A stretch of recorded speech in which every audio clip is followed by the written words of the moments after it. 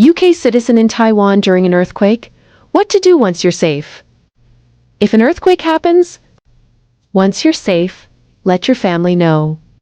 Taiwan does not have a British embassy, but there is a British office in Taipei, ready to help UK nationals.